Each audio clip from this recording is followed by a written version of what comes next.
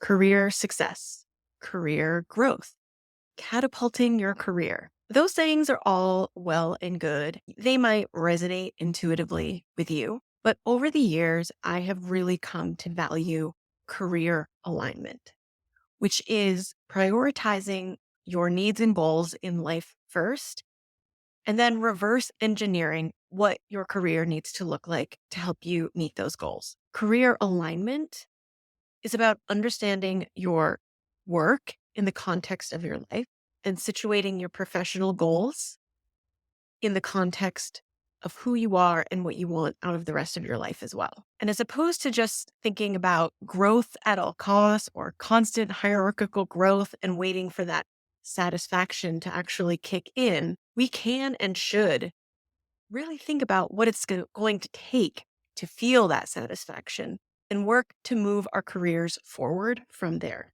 Your relationship to work and your career have changed over the last few years, and that means the same old career advice just won't do. I'm Jen Walker-Wall, career strategist, resume writer, and founder of Work Wonders Careers. If you're looking to ditch overthinking and hustle culture and pursue work and life in alignment with your values and priorities, you're in the right place. Welcome to Reimagining Ambition.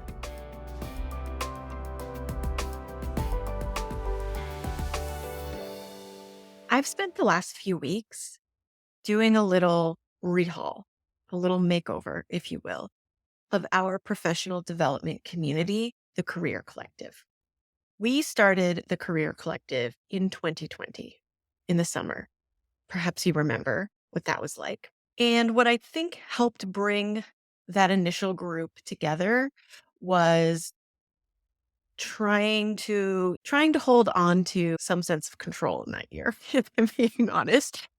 And also to be in community with others in a time that was inherently pretty isolating and scary for most people. And I was thrilled to welcome in so many former clients and new folks as well, and to really get to see people doing the work it takes to make a job work or to pursue growth and success in other ways, to really help them pursue alignment above all else. I have seen over the years people tackle all kinds of challenges and goals and grow into more complex, more robust, more confident professionals, braver professionals. The Career Collective came about because our former clients were asking for support and programming beyond the job search process, like starting a new job, going for a promotion in their new job, navigating challenges and relationships at work, or, stepping into a leadership role or becoming more confident and assertive, those sorts of things. And the secondary goal was because I was always very interested in offering an alternative to private one-on-one career coaching, which is a significant investment in both time and money. I thought there was an opportunity to create a different kind of model, a way that you could plug into those tools and resources and support when you needed it and have access to it, but not necessarily have it be as intense or demanding as a private coaching relationship would look like. And thirdly, we wanted to offer more encouragement to be proactive and lead your career from a place of reflection and direction where you're steering the ship, you're in the driver's seat, and not from this reactive place where so many job seekers find themselves, which is like panic and urgency and please get me out of this job. A lot of our clients have gone on to be great examples of passive job seekers, people who maintain their assets and maintain their network and develop themselves and continue to pay attention to their career, not just their job. We know that what's important is that you have the opportunity to be proactive, to think proactively, and to envision what you want your career to be. You know better than anyone else what your life needs, what your goals are. We want you to be able to craft a career around them. The Career Collective is about taking ownership over your career. It's about creating sustainable professional development practices. And it's about accessing and contributing to a community of support along the way. What I want to talk about today are a few things that might be holding you back from better career alignment and making decisions from a place of vision and strategy and not a place of panic and urgency or desperation. We need to be carefully calibrating and assessing what we need and cultivating it with some consistency, not just when we're job searching. It's not going to be enough for most of you to job search your way out of needing to tend to your career. The first thing that might be holding you back from better career alignment, you're stuck in research mode. When I work with a new client, we always start with what I consider to be strategic self-reflection. And sometimes people will say to me, I've already done that. And what I've learned that means when I hear that, and I don't hear it from everyone, but I do hear it often enough. Like, I've already done the reflection. I have already asked myself questions, and I'm still going around and round in circles. And that's why the question I always ask when I sort of get this resistance to any more self-inquiry is, what have you learned? If you haven't learned anything, if you struggle to identify what you've learned, or you continue to come to the conclusion that you are simply all over the place or not ready to move forward, I usually know what you've been doing. Okay, you have indeed been asking yourself questions, but I don't think that rumination is reflection. Going around in circles in your head is not self-reflection. If you are not generating insights, actionable and otherwise, then you are definitely not doing strategic reflection. When I say strategic reflection or self-reflection, I am referring very specifically about intentional self-inquiry or inquiries about who we are, what we want and don't want, and what we're bringing to the table. Reflection will almost always yield additional questions. That's okay. That doesn't mean that you're not doing things right. It's okay to have more questions, but it's not okay necessarily to have only questions. Knowing who you are and what you need is not the same thing as knowing what job you want or what step to take next, but it is like a foundational building block to get there. And I think the reason so many people feel like they've done self-reflection is because they are asking these questions, but they are not collecting any data or coming to any conclusions or drawing or identifying any actionable insights. And if that's the case, it's going to be hard to kind of unwind all of that on your own. Setting the bar to know exactly what to do next or know exactly what you want to do next from some self-reflection or strategic reflection is actually too high of a bar. Like, you're making it too difficult, probably, to get the actionable insight that you are looking for. That's why I come back to this question of what have you learned? Because I think it's very important. If you are not learning anything about yourself, if you're not able to draw any conclusions about who you are and what matters to you, even if that conclusion is that you have some paradoxical goals or paradoxical needs, then you are just going around in circles. And that's not what we want. I think it's hard to avoid being in that phase. I find myself in that phase sometimes, but then I've got to do something different to get myself out of it, right? Because I don't want to stay in it forever. So for me, this means talking to a colleague, talking things out, getting out of my own head. I can't overstate how important that can be. Writing things down so that I can look for patterns over time and really keep track of, like, okay, was I having a bad day or is there something coming up across these journaling sessions that can be really helpful? There are exercises and reflection prompts that you can respond to. We have some very strategic ones that are available for folks who join us in the Career Collective that are goal specific, that are not goal specific. We have some gentle structure built in so that we periodically throughout the year are asking ourselves this question, like testing some of our assumptions, looking backwards and looking at some of the assumptions and hypotheses we were making and trying to figure out where we stand in relation to those ideas that we had. So it's not going to be enough to just ask these questions endlessly in your head. You're probably going to need some intentional guidance. Holding space is really important. Just a funny a quick story. I did not write this in my script, but Jen O'Neill and I, who co-host a lot of our collective programming, we've been hosting January retreat, I think for like 2 or 3 years, 3 years, I think. And one of the things we did this past year for our 2023 retreat was we had a whole bunch of journaling prompts that we created for the folks who signed up to attend. And I sent them out ahead of time. And I was like, you're welcome to complete these before you come. And you can join our retreat at like X time if you want to complete these on your own. But if you'd like to join us 30 minutes earlier, I will be hosting quiet journaling time. You're welcome to pop in and complete these journal prompts with a little structure and accountability happening simultaneously. 100% of the people who signed up for our retreat showed up for that 30 minutes of like silent group self-reflection. And that was a really helpful moment for me where I realized that like part of what we're providing is not just the prompts themselves, but it's the space. It's the space to check in with yourself.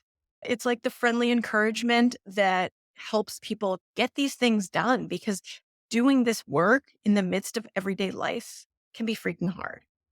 So if you're just in research mode in your mind, you're Googling things, you're scrolling through LinkedIn, you're asking yourself questions, but you're not getting anywhere, it might be time to do something different.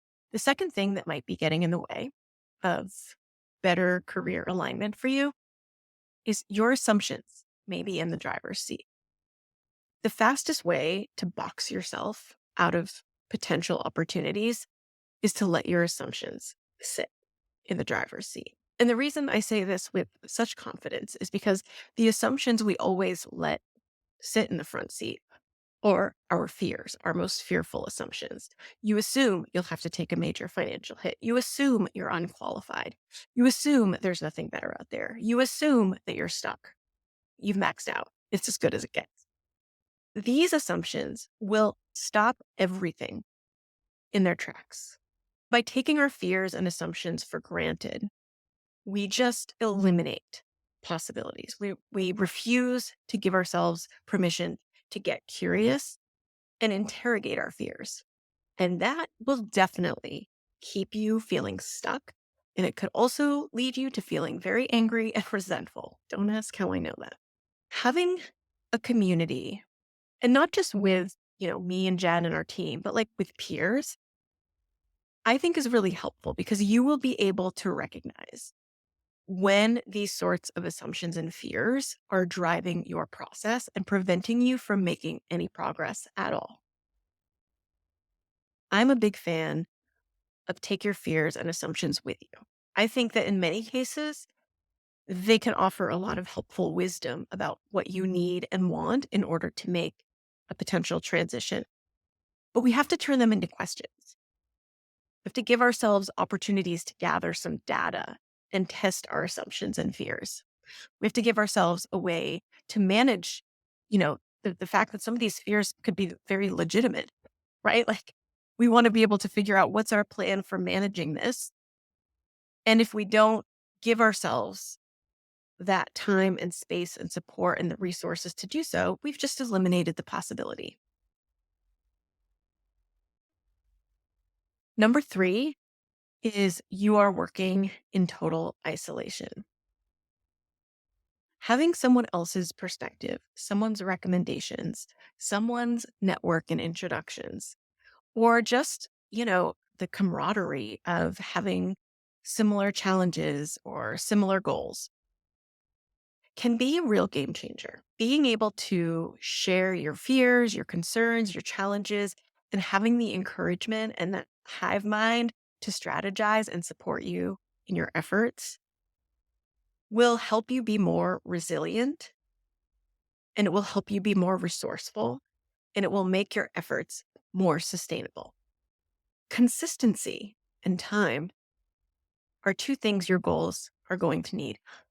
I don't even know what your goals are, but I feel confident that they will need time and consistency. Unless you're just going to walk in and give your notice and walk out, everything you want to do is going to require time and consistency. And what happens is when people face challenges or rejection or some kind of defeat, it can be really derailing for people. But it's having folks around you that helps you stay engaged, helps you stay the course, and ultimately move in the right direction. The best ways that this happens in our community is in our live office hours calls and the live retreats that we host periodically throughout the year. But we also have asynchronous ways that this happens. So if you are participating as a job seeker, for example, you may be getting asynchronous feedback on your resume, or you may be posting questions in the community portal and getting feedback asynchronously, right? There's multiple ways that you can engage with people and ask for and receive support as a career collective member. Just because you are pursuing something that feels hard, just because you have a lot on your plate that you're trying to manage simultaneously while pursuing these other goals, doesn't mean that the process has to be miserable. You can enjoy yourself and you can move forward. And it's helpful when you have others helping you and supporting you. Number 4 is you are not taking strategic action. I often say that doing something is better than doing nothing. And I stand by that. I think that's like a good rule of thumb. Most of the time, it's easier to sort of like optimize and iterate on someone who's already taking action than someone who is like really resistant or struggles to engage in the action to begin with. But if you have been taking this approach already, you're doing all the things. And I especially see this with folks who are job seekers or who are trying, thinking about self-employment. If you're already doing all the things to try and start your business or get your first clients or whatever it might be, and it's not working for you, it might be time to get more strategic and intentional in your work. We have helped people gain greater clarity over their career goals and implement a plan to make a transition. We have helped people with internal and external job searches. We have helped people with salary negotiation, promotions, pursuing a portfolio style career, side hustle, or full time self employment. We have written top notch resumes, okay? Top notch resumes and cover letters and LinkedIn profiles. We've helped people step into management roles. We've helped people step out of management roles. We've helped people take more risks. We've helped people deal with setbacks and disappointment. We have helped people advocate for social justice and DEI and JEDI initiatives.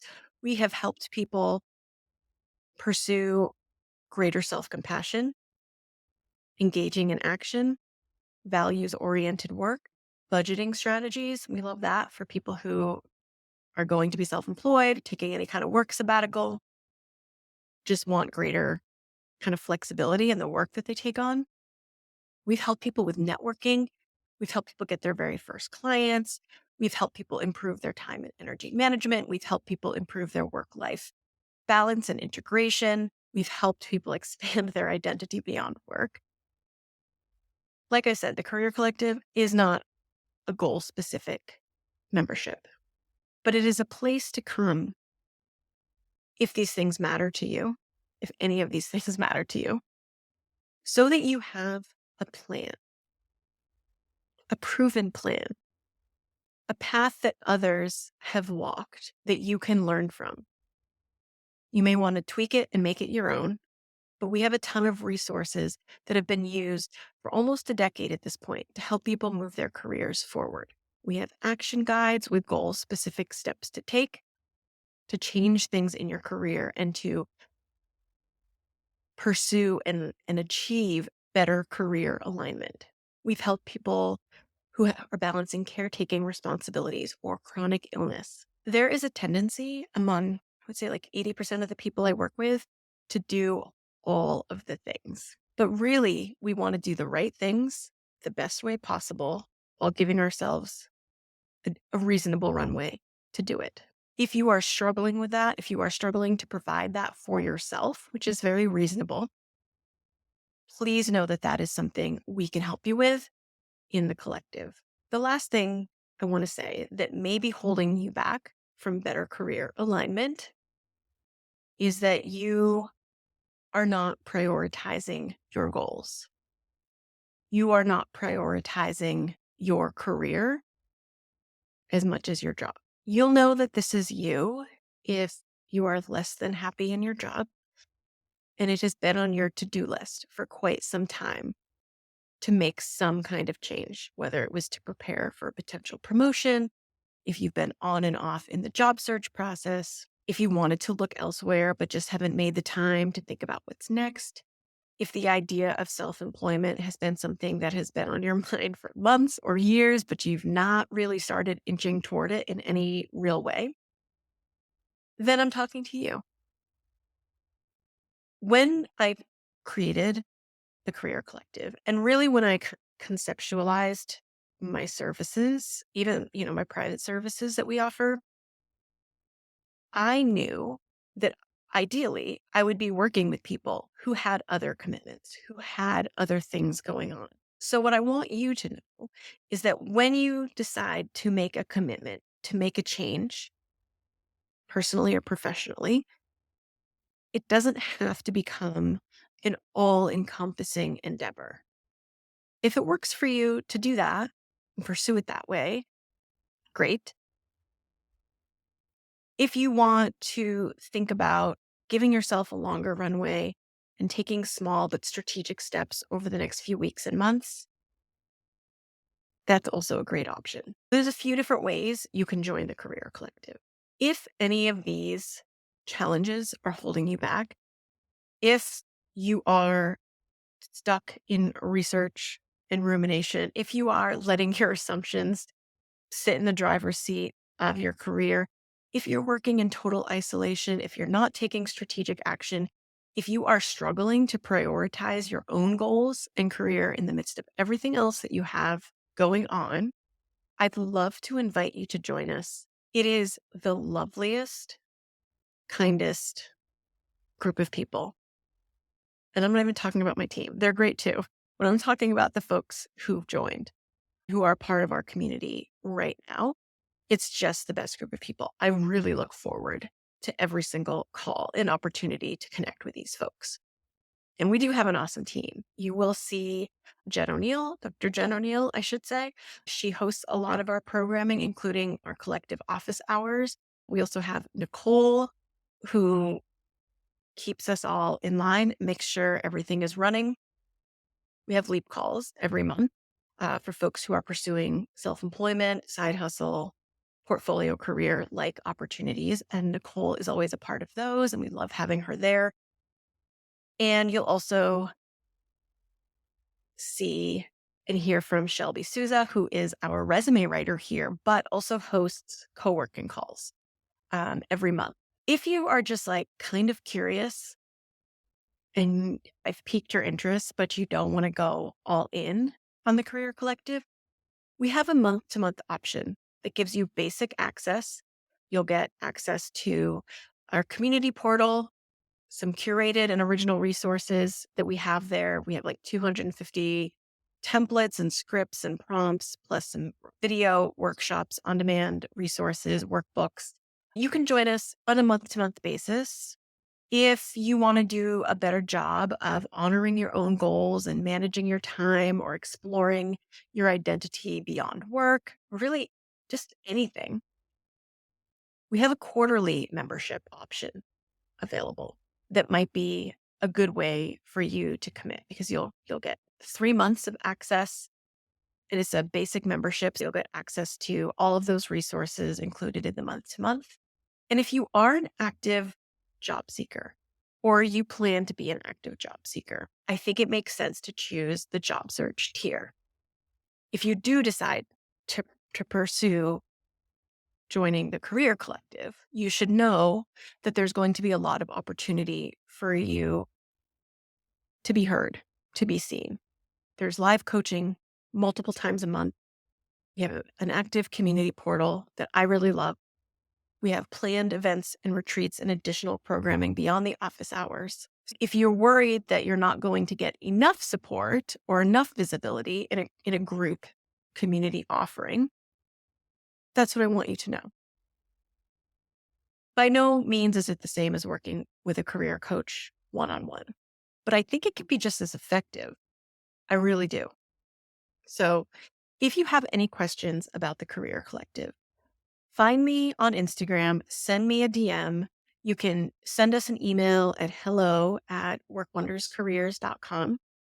I'll be talking about it over the next few weeks, and I would be happy to hear from you and even more thrilled to welcome you. In the meantime, though, I really want to hear if any of this resonated with you, where you might be feeling stuck or having a hard time getting traction when it comes to what I like to think of as career alignment. You know where to find me online. I will include all the links to social and that I referenced here in today's episode in our show notes. Check that out if you'd like to learn more. Thanks for joining us this week on Reimagining Ambition. While you're here, please hit subscribe or follow and make sure you always get our latest episodes. And if you'd like endless gratitude from yours truly, please consider leaving a review. It really helps our podcast attract new listeners. If you're looking for a hands-on career, job search, and resume support, well, that's what we do best. Come on over to workwonderscareers.com and learn how we help mission-driven professionals like you make career moves that matter.